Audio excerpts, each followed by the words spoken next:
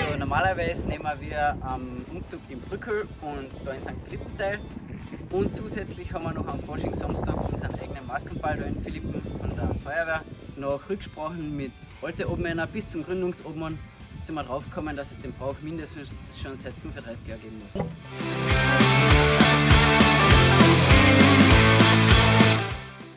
Philippen ist ein sehr hochgehaltener Fasching und alle leben vom Fasching. Und deswegen glaube ich auch, dass es in der Gemeinde halt ziemlich hochgehalten wird und wir halt mitwirken.